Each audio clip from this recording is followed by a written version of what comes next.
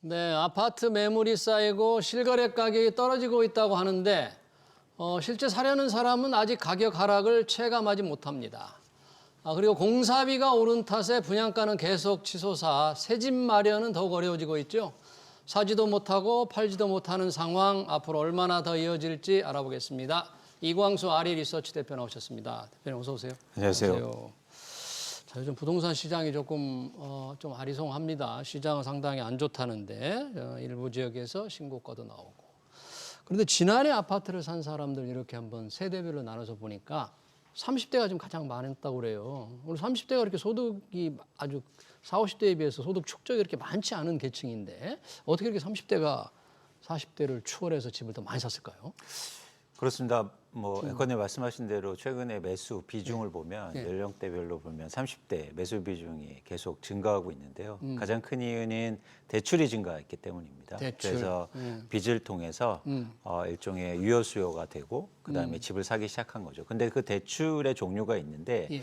직접 이렇게 주택담보대출을 받은 것도 있고요. 또 하나는 뭐냐면 정책 대출이 있었어요. 정책적인 대출이 있다. 네, 그렇습니다. 네. 그래서 정부가 예를 들어서 특례 보금자리론이나 아니면 신생아 대출 같은 걸 통해서 특히 30대 무주택자를 대상으로 한 정책 대출이 증가하면서 그렇게 대출을 받고 시장에 또 수요가 증가하는 그런 효과를 보이면서 어쨌든 중요한 건 30대가 아파트를 최근에 많이 샀다 이렇게 네. 판단하시면 됩니다. 네, 그러니까 젊은 층. 사실 30대라면 집을 사기에는 조금 우리가 젊다 이렇게 얘기할 수도 있잖아요. 그렇습니다. 젊은 층들이 이제 많이 샀는데. 그러니까 과거하고 비교해서. 그러니까요. 네. 30대 집을 사볼 엄두도 못 냈던 시절이 있었는데 지금 많이 샀다. 그런데 그게 대출이다. 그리고 정책 대출이다. 일반 대출은 금리가 좀 비싸고 정책 대출은 쌀 텐데 이 30대들이 그러면 빚이 많을 거 아닙니까? 그렇습니다. 이 사람들의 지금 부채 비율이 굉장히 높겠어요, 그러면? 일단 평균적으로 보면 30대의 부채 비율이 전 세대와 비교해서 가장 높은 상황인데요. 예. 일단 자산 대비해서 부동산 자산 대비해서 49%가 대출로 이루어졌습니다. 절반 가까이. 반면에 40대는 32%고요. 예. 60대는 12%입니다. 그러니까 사실은 격차가 굉장히 크게 나타나는 그러네요. 거고요. 또 하나 이제 보셔야 될 게 뭐냐면 네. 부동산을 보유하고 있는 사람만 따로 고려하면 예. 예를 들어서 아까는 평균을 말씀드린 거고 네. 부동산을 보유한 30대의 부채 비율을 고려하면 100%가 넘어가고 있어요. 100% 넘어간다는 그렇습니다. 건 어떻게 이렇게 소득이 부채가? 그러니까 뭐냐면 지금 아파트의 대부분이 예. 빚으로 이루어졌다는 거죠. 아, 예, 그러니까 굉장히 심각한 상황이라고 판단할 수도 있는 겁니다. 그러네요. 예. 그럼 100%가 넘는 빚을 견딜 수 있을까요? 그 사람들이? 그러니까 예를 들어서 두 가지 경우에는 못 버티는 거죠. 네. 집값이 하락하거나 아니면 이제 이자를 못 내는 경우가 있을 때 이제 네. 못 버티고 예를 들면 경매가 증가한다든지 뭐 이런 현상들이 나타날 수 있습니다. 네. 지금 전반적으로 이제 견디느냐 못 견디느냐는 이자 부담과 본인이 돈을 이제 소득이 어느 정도 갖춰지느냐인데 이자 부담만 본다면 뭐 한국은행은 금리를 좀 낮춘다고는 하는데 실질적으로 이렇게 돈을 빌린 사람들 주담대로 돈을 빌린 사람들의 이자 부담까지 좀 낮아지고 있는 거예요, 실제로? 가상금리가 최근에 다시 뭐 상승한 상황이어서 예. 뭐 이렇게 체감적으로 이자 비용이 크게 하락하지 못하고 있고 네. 또 하나 뭐냐면 미국의 기준금리를 내리지 못하고 있는 상황이니까 속도 있게 예. 그러다 보니까 한국의 기준금리에 대한 인하에 대한 기대감도 사실 적어지고 있습니다. 네. 그러면 그렇게 빚이 100%가 넘는 실제 집을 가지고 있는 사람들의 부채 비율이 이렇게 높다면 그리고 이자가 그렇게 빨리 낮아지지 않는다면 견디지 못하고 조금 경매라고 그럽니까? 매물로 나오는 게 꽤 많을 것 같은데요. 그랬던 분들. 그렇습니다. 이미 경매가 증가하고 있고요. 예. 2024년도에 전국의 아파트 경매가 3,500건 정도 돼서 예. 2020년 이후로 최대치를 기록했습니다. 그래서 아파트 경매가 증가하는 추세는 맞고요. 예. 이런 상황들이 가속화될 가능성도 있다는 거죠. 더 늘어날 수 있다는 거죠. 그렇습니다. 견디다가 지금은 견디지 못하는 분들이 조금 내놓고는 있지만 그렇습니다. 그런 분들이 더 많아질 수 있다는 거죠. 근데 기본적으로 아파트를 대부분 부채를 일으켜서 사지 않습니까? 예. 그런데 집값이 하락하거나 이자를 몇 달 못 낸다고 그래서 그게 경매로 가진 못해요.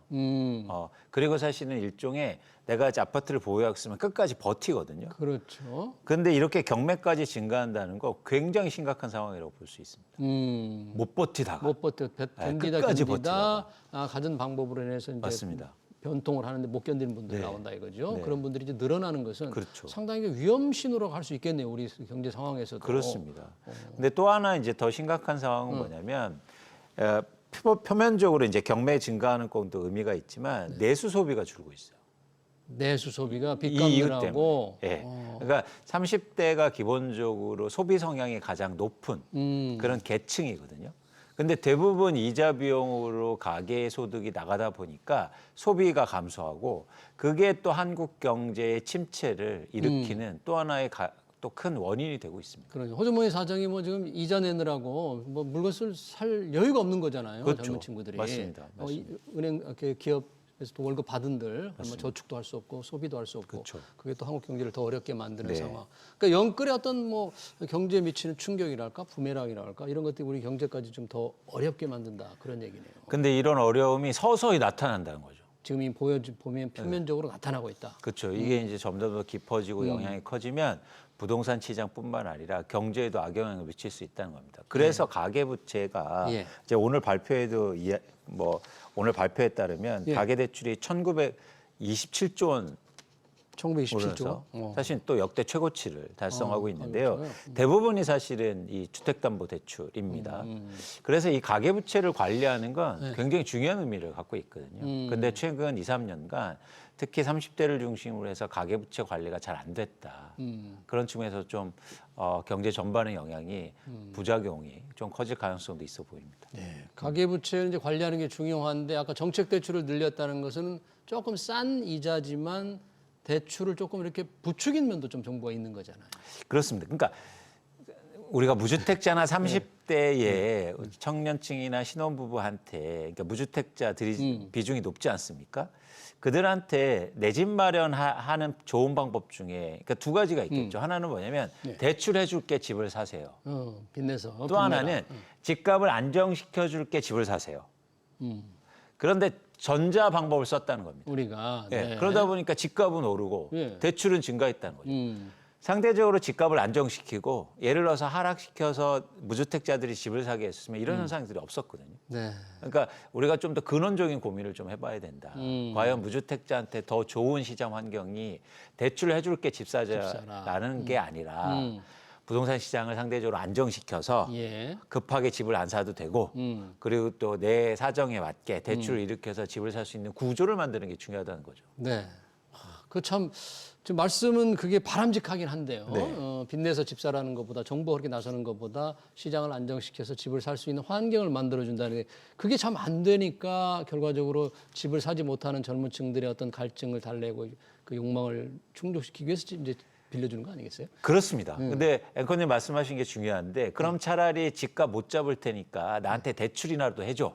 이런 거거든요. 네. 그러니까 그게 답은 아니고 방법이 잘못됐기 때문에 방법에 대한 고민이 필요한 거지. 네. 집값 올려서 지금이라도 집 사게 대출이라도 많이 해줘. 거기에 응답하는 건 사실 좋지 않은 방법이었다라는 판단입니다. 그러네요. 예. 자, 이 가계부채 관리 계속 늘어나고 그런 분들 시장이 안 좋아지면서 견디지 못해서 이제 매물이 더 나올 수도 있는 상황, 우리 경제까지 큰 부담을 줄 거다 그런 말씀해 주셨네요. 최근 상황을 보면 그동안에 이 가계부채 관리한다고 나름 뭐 대출 규제한다고 조금 정부가 나섰잖아요. 은행에다도 직접 압박도 하고 그 영향이 부동산 시장을 조금 억누르는 그래서 부동산을 침체 쪽으로 가게 만들고 있는데 그래도 서울은 아직도 상승 거래가 평균적으로 나타나고 있어요. 조금 시장을 판단하기가 조금 혼선이 있는데 지금 전체적으로 어떻게 봐야 됩니까? 일단 저희가 원인 파악을 좀 제대로 해볼 필요가 있는데요. 예. 앵커님 말씀하신 것처럼 최근에 대출이 감소하면서 거래량도 줄고 있고 네. 가격 상승폭이 둔화되고 있는 모습입니다. 근데 중요한 조건이 있어요. 예. 뭐냐면 가계 대출이 줄어서 된 게 아니에요. 그럼요. 가계 대출이 그동안 너무 많았기 때문에 네. 사실은 과잉된 측면에서 다시 제자리로 들어오는 겁니다. 그러니까 네. 이렇게 대출이 계속 증가하지 않으면 이런 현상들이 사실은 일종의 노멀한 현상이죠. 네. 그러니까 우리가 잘못 판단하고 있다는 거예요. 그러니까 수십조 원의 대출이 이루어지지 않으면 이렇게 집값이 계속 오를 수 올라갈 수가 없다라는 걸 지금 보여드리는 거고요. 예. 그리고 또 하나 아주 단기적으로 보면 네.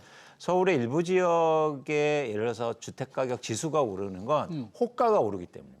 호가가. 예. 그러니까 거래가 되는 게 아니에요. 예. 그래서 이 부분에 대해서 좀 선별해서 보실 필요가 있다는 게 저희 판단입니다. 네, 실제 거래 가격이 평균적으로 오르는 건 아니고 그렇죠. 호가만 올라가는 그런 그렇죠. 상황이다. 그러니까 한두 채가 신고가가 됐다고 해서 시장의 전체 가격이 오르다고 판단할 수 없다는 거죠. 네. 대부분은 호가가 오르는 거다. 예. 얼마 전에 서울시에서 그 토지거래 허가구역 일부 지역 해제를 했잖아요. 해제 전부터 이제 그 지역들 장삼 대청이라고 해서 그런 쪽에 좀 들썩인다고 했는데 그 영향이 지금도 좀 나타나고 있나요? 그렇습니다. 그 호가를 상승시키는 또 하나 원인 중에 뭐냐면 말씀하신 것처럼 토지거래 허가 제도가 폐지되면서 네. 그러다 보니까 집을 갖고 있는 사람들이 아파트를 갖고 있는 사람들이 집값 오르겠네. 그러면서 일단 호가를 올리고 있는 거죠. 호가를 올린다. 그런 현상들이 지금 나타나고 있다. 그것도 이제는 토지거래 허가 제도를 지역을 해제하면서 나타난 또 하나의 현상이다라고 보고 있고 이제 중요한 건 그렇습니다. 이런 호가 올린 상태에서 과연 이게 거래가 될까가 사실은 앞으로의 집값을 전망하는데 되게 중요한 기준이 되겠죠. 이런 토호제의 영향이 조금 일시적으로 좀 끝날 것으로 보십니까? 아니면 좀 시장을 조금 더 부추기는 올리는 지속적인 힘으로 될까요? 그러니까 중요한 건 뭐냐면 이 가격에 누군가 사준가가 중요해요. 그렇죠. 호가는 올렸는데 그러니까 누군가 사준다면 집값이 이제 진짜 오르기 시작하겠죠. 근데 저는 그럴 가능성이 되게 낮다. 그럴 가능성이 낮다. 왜 그렇게 낮다고 보시는 거예요? 그러니까 뭐냐면 지금 시장에 이 가격을 감당해낼 수 있는 수요가 많지 않고요. 수요가. 네, 또 하나 뭐냐면 지금 이렇게 호가가 오르는데요. 매물이 전반적으로 증가하고 있어요. 매물은 늘고 있다. 그렇습니다. 그게 중요합니다. 그러니까 뭐냐면 호가를 올리면서 집을 거두어 들여야 되거든요. 예. 안 팔아. 오를 것 같으니까. 예. 근데 집을 갖고 있는 사람들이 호가는 올리면서도 집을 내놔요. 내놓는다. 이건 뭐냐면 공급이 증가한다는 얘기고 네. 그럼 수요가 감소한 상황에서 공급이 증가하면 이렇게 호가가 기반으로 된 가격 상승 현상은 단기에 그칠 가능성이 큽니다. 아, 그러네요. 근데 매물이 늘고 있다는 점, 네. 그러면 시장의 어떤 가격이 수요가 따라오지 못하면 결국은 가격은 떨어질 수밖에 없는. 또 중요합니다. 그러니까 수요가 집값이 오를 것 같으면 집을 갖고 있는 사람들이 매물을 걷어들이면서 호가를 올리겠죠. 네. 이런 현상들이 지금 일어나고 있지 않다는 거예요. 내놓으면서 호가를 올리는. 그러네요. 네. 자, 이 서울 부동산 시장 잠깐 봤고요. 지금 지방은 상당히 좀 심각합니다. 지금 지방 미분양도 뭐 굉장히 급증을 하고 있고 준공업 미분양도 많고 그래서 정부가 무슨 건설 경기 보강 대책을 강구한다 이런 보도가 많이 나오고 있어요. 과연 어떤 계획이 발표될지는 좀 모르겠습니다만 아무래도 미분양 아파트 무슨 해소 대책일 것도 같은데 지금 미분양 해소를 위한 정부의 어떤 대책이 조금 필요한 시점인가요?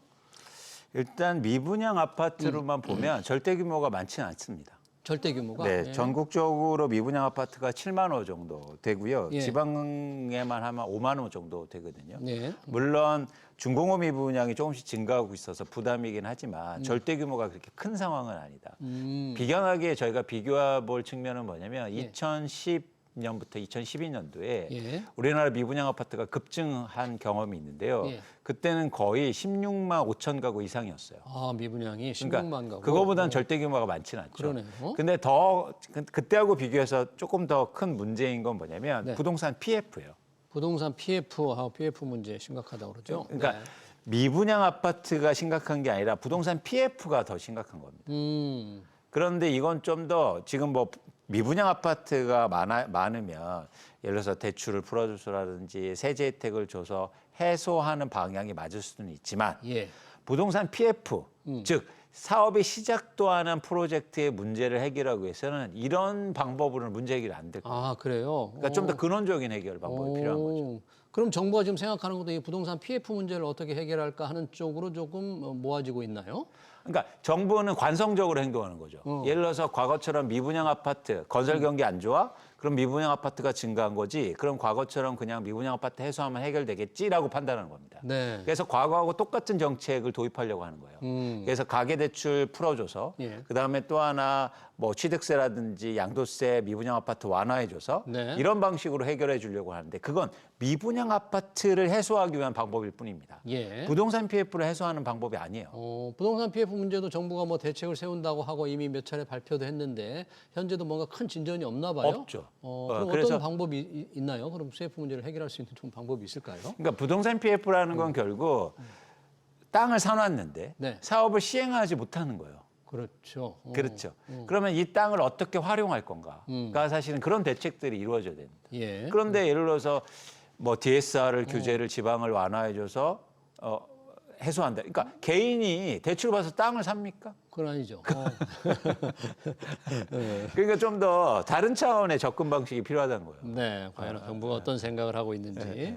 지금 DSR 규제 말씀을 하셔서 총부채 원리금 상환 비율 규제, 이게 대출 규제 중에 상당히 강력한 건데 이걸 조금 정치권에서 말씀하신 대로 미분양 문제 해소를 위해서 한시적으로 완화해달라 그런 요구를 하고 있는데 정부도 조금 주춤거리는 것 같아요. 이런 요구에 대해서 이거 조금 완화한다고 해결이 잘 안 된다 그렇게 보는 건가요, 정부는?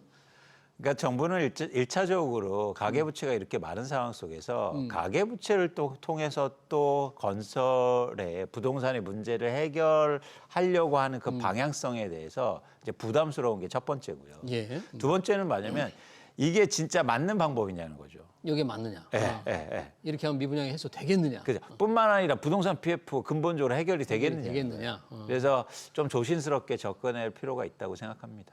DSR 규제 완화에 대해서는 이 대표님은 좀 큰 효과가 없다. 수요를 늘리는 지방 아파트 매수 수요를 늘리는 효과가 없다. 이렇게 혹시 좀 보시는 겁니까? 그렇죠. 그러니까 지방 아파트가 미분양 난 원인이 사고 싶은데 대출을 안 해줘서 못 산 게 아니지 않습니까?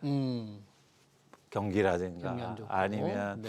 사실은 분양가가 상대적으로 비싸다든가 뭐 이런 문제들, 경기의 문제 이런 것들이 중첩돼 있기 때문에 단순하게 과거처럼 가계 대출을 풀어서 문제 해결은 안 될 거다라고 전 보고 있고, 예. 그러니까 이 정책은요 새로운 문제가 생겼을 때는 과거에 없던 정책이 나와야죠. 그런 지금 방안이 없는 거예요. 예, 그러네요. 정부는 뭔가 이제 건설 경기 보강 대책을 강구한다고 하니까 한 내용을 좀 보고 나중에 또 한번 다시 그 평가를 알겠습니다. 좀 해보겠습니다. 최근 부동산 시장 동향 얘기 잘 들었습니다. 지금까지 이광수 아리리서치 대표였습니다. 대표님 고맙습니다. 맞습니다. 네.